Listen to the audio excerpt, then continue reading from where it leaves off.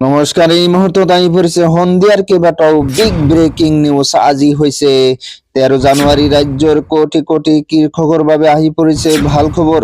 উৰুকাৰ দিনাই কৃষকলৈ আহিল ভাল খবৰ। 22 নং কিস্তিৰ ধন পাবলৈ আজিয়েই কৰক এই তিনিটা কাম, নহলে নাপাব পিএম কিষাণৰ ধন। চৰকাৰী পকীঘৰৰ কাৰণে যিসকলে ভুল তথ্য দিছিল তেওঁলোকে পৰিব পাৰে বিপদত। গোহালি ঘৰ, হাঁহৰ গঁৰাল, কেঁচা ঘৰ বুলি ফটো দিয়াসকল পৰিব বিপদত। লগতে কেইটামান ৰাজনৈতিক আৰু অৰাজনৈতিক খবৰ যুগুত কৰা হৈছে আজিৰ দিনটোত। গতিকে এনেবোৰ খবৰ নেতো চাই থাকিবলৈ চেনেলটো ছাবস্ক্ৰাইব কৰি ভিডিঅ'টোত এটা লাইক কৰিবলৈ নাপাহৰিব। হয় বন্ধু বান্ধৱীসকল, আজি আমাৰ প্ৰথমটো খবৰ খুবেই গুৰুত্বপূৰ্ণ খবৰ, লগতে এটা ডাঙৰ খবৰ। নৱবৰ্ষৰ আৰম্ভণিতে কোটি কোটি কৃষকৰ বাবে ভাল খবৰ।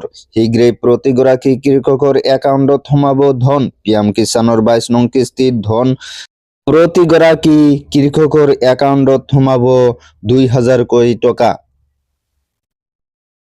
আপুনি সাজু হওক পিএম কিষাণৰ 22 নং কিস্তিৰ ধন ল'বলৈ।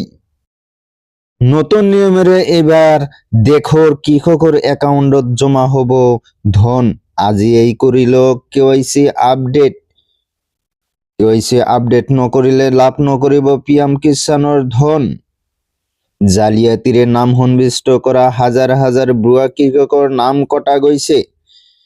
পিএম কিষাণৰ 22 নং কিস্তিৰ ধন পাবলৈ সাজু হওক প্ৰকৃত কৃষকসকল।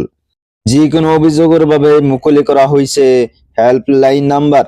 হেল্পলাইন নাম্বাৰ হৈছে 155261।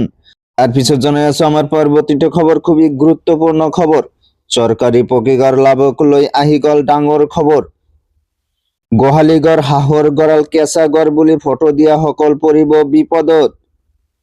চৰকাৰী ঘৰ লাভৰ বাবে ভুল তথ্য দিয়াসকল পৰিব বিপদত।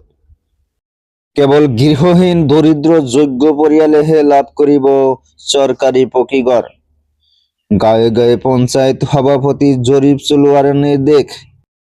প্ৰকৃততে পকীঘৰ নাই বুলি পঞ্চায়ত সভাপতি সচিবে গাঁও সভাত লিখি দিব লাগিব। জিঅ'টেক কৰাসকলক বিভাগীয়ভাৱে চলোৱা হ'ব জৰীপ। ছেটেলাইটৰ জৰিয়তে চলোৱা হ'ব জৰীপ।